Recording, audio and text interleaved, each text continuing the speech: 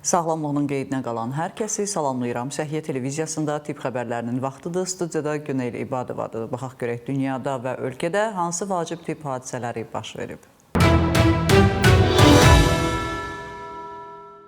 Azərbaycanda canlı yayım açan həkimlərə xəbərdarlıq edilib. Daha doğrusu, əməliyyatlardan canlı yayım açan həkimlərə onları hansı cəzalar gözləyəcək? Bu barədə isə ətraflı analitik ekspertiza mərkəzinin açıqlamasından biləcəyik. Canlı yayım açan həkimlərə rəsmi xəbərdarlıq edilib. Son zamanlarda mediada və sosial şəbəkələrdə həkimlərin canlı yayım açması faktları ilə bağlı müvafiq qanunvericiliyə əsasən araşdırmalar aparılır. Nəticə olaraq xəbərdarlıq və cərimələr tətbiq edilir. Həmçinin Səhiyyə Nazirliyi Analitik Ekspertiza Mərkəzi tərəfindən hər bir fakt üzrə həkimlər və klinikaların rəhbərliyi Azərbaycan Respublikası Səhiyyə Nazirinin 29 dekabr 2011-ci il tarixli həkimlərin etik davranış qaydalarının təsdiq edilməsi haqqında əmri barədə məlumatlandırılır. Həmin əmrin 6-cı bəndində qeyd edilir ki, tibbi xarakterli nəşrlər, həkimlərin elmi formu və cəmiyyətə çıxarışları, media ilə maarifləndirici fəaliyyət etik normalara uyğun olmalı, obyektiv elmi praktik məlumatla məhdudlaşmamalı və qeyri-sağlam rəqabət, reklam və özünü reklam elementlərini əks etdirməməlidir. Əmrdə həmçinin o da qeyd olunur ki, həkim digər hüquqi və fiziki şəxslərin reklamı və maraqlarının təbliğatı üçün öz vəzifəsindən istifadə olunmasına yol verməməlidir. Əməliyyat zamanı çəkiliş yalnız elmi tədris məqsədi ilə tam sanitar-gigiyenik qaydalara riayət edilməklə, cərrahiyyə otaqlarında xüsusi tələblərə uyğun quraşdırılan texniki avadanlıqlar vasitəsilə həyata keçirilə bilər. Bu qaydalara əməl etməyərək digər avadanlıqlarla çəkilişlərin aparılması gigiyenik qaydaları pozur və infeksiyanın yayılması üçün mübit şərait yaradır.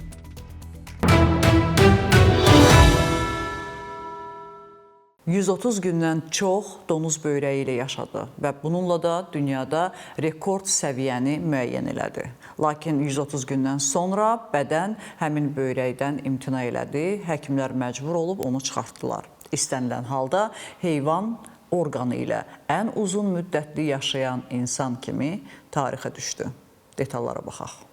Donuz böyrəyi ilə 4 ay yaşayan qadının bədəni transplantasiya edilən orqandan imtina edib. Həkimlər böyrəyin çıxarılmasına qərar verib. Yeni dəyişdirilmiş donuz böyrəyi Dovana Lunei 130 gün yaşadı. Bu, donuz orqanı ilə yaşanılan ən uzun müddətdir. Ksenotransplantasiya sayəsində və ya heyvan orqanlarının insanlara köçürülməsi təcrübəsində irəliyə doğru daha bir addımdır. Alabama ştatından olan 53 yaşlı Lunei noyabrın sonunda donuz böyrəyini nəql etməzdən əvvəl 9 il dializ olub. O, yeni dəyişdirilmiş donuzdan böyrək alan 3-cü şəxsdir.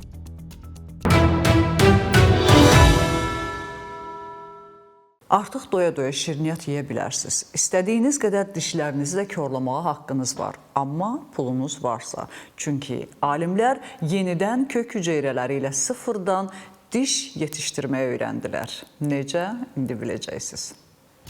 Laboratoriya şəraitində insan dişləri yetişdirilir. Bu üsul regenerativ stomatologiya sahəsində boşluqları dolduracaq. London Kral Kollecinin alimləri laboratoriya şəraitində insan dişi yetişdirməyə nail olub. Dişi bioloji üsulla yenidən yetişdirməklə əvəzlənməsi ideyası məni Londona və King's College-nə gətirdi. Bunu isə Petri qabında yetişdirməklə həyata keçiririk deyə regenerativ stomatologiya şöbəsinin direktoru Dr. Anna Angelova Valponi izah edib.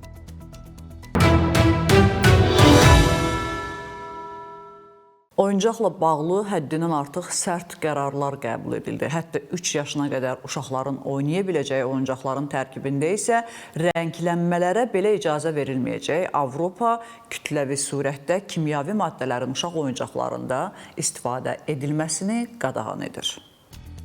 Uşaq oyuncaqlarına sərt qadağalar qoyuldu. Avropa İttifaqı daha sərt qaydalar vasitəsilə toksik maddələr olmayan, daha təhlükəsiz uşaq oyuncaqları yaratmağa çalışır. Yeni qaydalara əsasən oyuncaqlarda zərərli və kimyəvi maddələrin istifadəsi qadağan olunacaq. Bu, istehsalçılar və satıcılar, o cümlədən onlayn platformalarda fəaliyyət göstərənlər üçün daha sərt təhlükəsizlik tələblərini müəyyən edir. Qeyd edək ki, yeni qaydalar xərçəngə səbəb ola bilən, DNT-ni dəyişə bilən və ya reproduktiv orqanlara zərər verə bilən, tənəffüs sistemini həssaslaşdıran, eləcə də digər təhlükəli kimyəvi maddələrinin, həmçinin dəriyə həssaslıq yaradan maddələrin və biotinlərlə işlənmiş oyuncaqların istifadəsini də qadağan edir. Əlavə olaraq 3 yaşdan kiçik uşaqlar üçün nəzərdə tutulan oyuncaqlarda və ya ağza salınması üçün nəzərdə tutulmuş oyuncaqlarda allergen aromatik qatqıların istifadəsini də qadağan edir.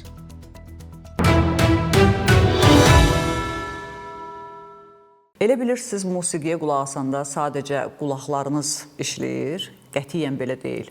Alman alimləri sübut edib ki, xüsusən qulaqçıqlarda dinlədiyimiz mahnılar sinir sistemimizdə oynayır. Sözün həqiqi mənasında.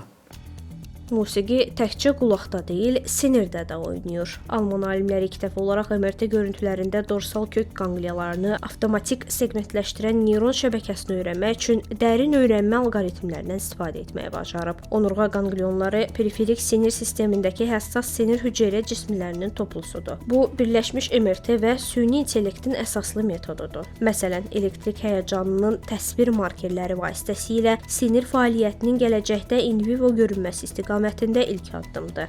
Məşhur Neuromage jurnalında dərc olunan araşdırma ağrının öyrənilməsi üçün xüsusilə vacibdir. Standartlaşdırılmış analiz sayəsində xəstələrin sinir strukturları gələcəkdə patoloji dəyişikliklər üçün daha yaxşı araşdırıla bilər. Bundan əlavə olaraq alimlər dinlənilən musiqinin sinir sisteminə birbaşa təsirini də müşahidə edə bilib.